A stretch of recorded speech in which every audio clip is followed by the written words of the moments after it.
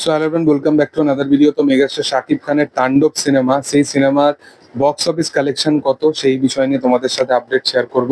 দেখো, শাকিব খানের তাণ্ডব সিনেমার যেরকম বক্স অফিস কালেকশন এক্সপেকটেশন রাখা হচ্ছিল যে এই সিনেমার কালেকশন যদি সবকিছু ঠিকঠাক থাকে এবং যে রেশিও ওয়াইজ এই সিনেমাটা কালেকশন করছে, মোটামুটি 42 কোটির কাছাকাছি এই সিনেমাটা সানডে পর এই সিনেমাটা 42 কোটি টাকা মতো বক্স অফিস কালেকশন করে ফেলবে এবং সিনেমাটা সেটাই করতে চলেছে।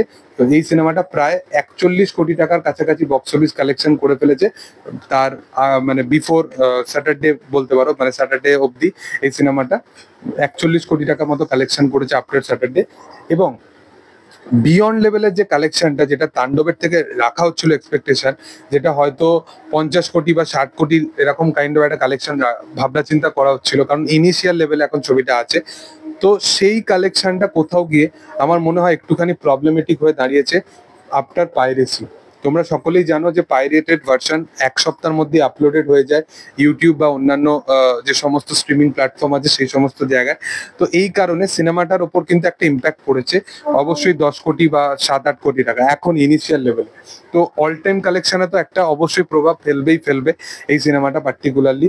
এবং এক্সপেকটেশন যেরকম রাখা হচ্ছিল সেই এক্সপেকটেশন ওয়াইজই কিন্তু ফুলফিলমেন্ট করছে। বিয়ন্ড লেভেলের যে কালেকশনটা সেখানে কিন্তু ড্রপ দেখা যাচ্ছে। আমি কেন বারবার এই কথাটা বলছি, শাকিব খানের সিনেমা ফ্রাইডের পর থেকে 2 কোটি 3 কোটি টাকা সিঙ্গেল ডেতে বক্স অফিস কালেকশন করে, সেটা সেকেন্ড উইক হোক বা থার্ড উইক হোক। সেটা কিন্তু এখনই 1 থেকে 1.5 কোটির কাছাকাছি কালেকশনে নেমে এসছে।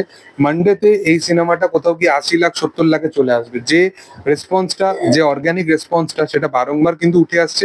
এটা কিন্তু ঠিক, বাট ইউটিউব প্ল্যাটফর্ম বা অনেক জায়গায় এই যে পুরোপুরি অ্যাভেলেবেল হয়ে গেল, লাখ লাখ লোক দেখে ফেললো ইউটিউবে, বারংবার এই যে ভিউজ জেনারেট হতে থাকলো, তো এটা কোথাও গিয়ে সিনেমার উপর ইম্প্যাক্ট ফেলেছে। এবং এইগুলো আগামী সিনেমাগুলোর ক্ষেত্রে কিন্তু এই ভাবনা চিন্তাগুলো অবশ্যই করা উচিত। আমি এখনো চাইবো স্টিল যে তাণ্ডব এখনো পর্যন্ত ভালো কালেকশন করছে, এবং এখনো চাইবো যে এই সিনেমাটা যেন পার্টিকুলারলি যে জায়গায় পৌঁছানোর কথা, বরবাদের কালেকশনটা বিট করার কথা, সেই কালেকশনটা যেন বিট করতে পারে। কারণ সিনেমা ওয়াইজ যেহেতু ভালো হয়েছে, সেই জায়গায় সেই দরজায় পৌঁছে দেওয়াটা অডিয়েন্সের কাজ, এবং সেটাই আমার মনে হয় এই সিনেমাটাকে পার্টিকুলারলি চান্সেস দেওয়া উচিত।